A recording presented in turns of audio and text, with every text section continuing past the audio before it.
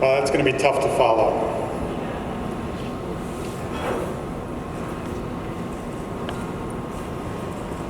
Thank you to all the speakers tonight. My name is Jason Deem, and I'm a board member here at the National Building Arts Center. I can remember the first time I met Larry, about 10 years ago, when I was out here looking for some cast iron to use in a storefront. I remember being in awe of the monumental size of the collection and the monumental size of this project.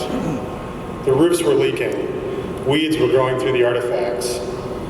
I wondered if a museum would ever really exist here. When I returned a few years later, I began to see it slowly but steadily taking shape, one day at a time. Larry cared about detail. The most important thing to him was quality. He never did things fast or cheap, but he took pride in doing them right. He had a timeless aspect about him. He built things to last for centuries, not years or decades. This concrete floor that we're standing on is over a foot thick in many places. He took a foundry concrete floor designed for heavy machinery and poured another 6 inches of concrete on top of it. And every aspect of it Larry did himself or was involved in, creating the forms, installing the rebar, pouring the concrete, saw cutting the control joints, and applying the sealer. Most of the steel you see in the structure surrounding us where it goes into the brick has all been cut out, replaced, welded, and primed, completely redone. All these bricks relayed. The door frames in the compressor house behind us are made out of structural steel instead of wood. I know this because we had to install a door latch in one earlier this week, and it was a serious pain in the ass. Thank you, Caleb, for your help on that. The lighting fixtures and electrical switches in the library are explosion-proof, designed for hazardous environments. These white Portland cement sills that you see sitting on top of these brick walls were all painstakingly created one section at a time, poured into custom-made forms by Larry and Charlie, who made 4 per day for weeks and months on end. John Ruskin wrote in 1849, "When we build, let us think that we build forever. Let it not be for present delight, nor for present use alone. Let it be such work as our descendants will thank us for.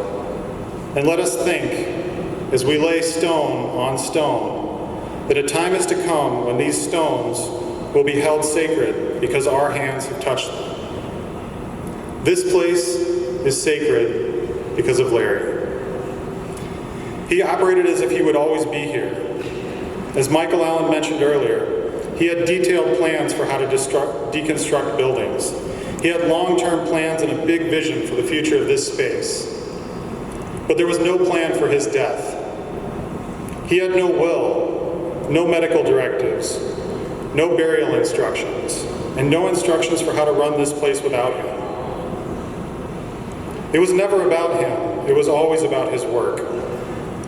He used materials and methods that would stand the test of time, and surrounded himself with people who he knew would carry on his vision. And now it's up to all of us to prove Larry right, that his legacy will live on here, in this place that defies time.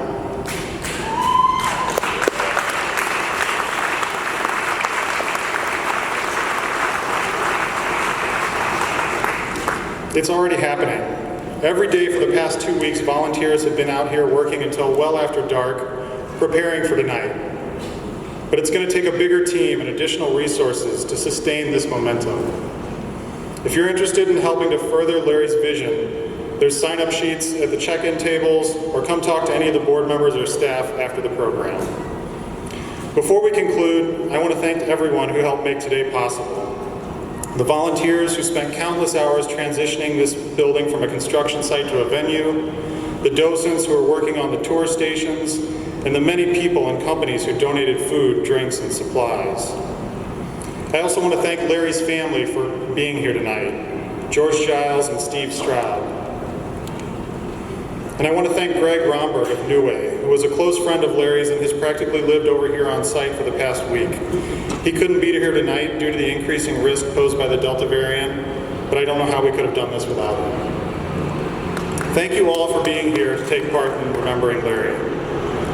If you haven't seen it yet, please be sure to check out Matt Amato's video tribute in the building, 2 buildings down. It's really moving, it's really incredible. Matt has been documenting Larry for years and years now, and this is a beautiful insight into the work that he's done and what Larry has been doing out here.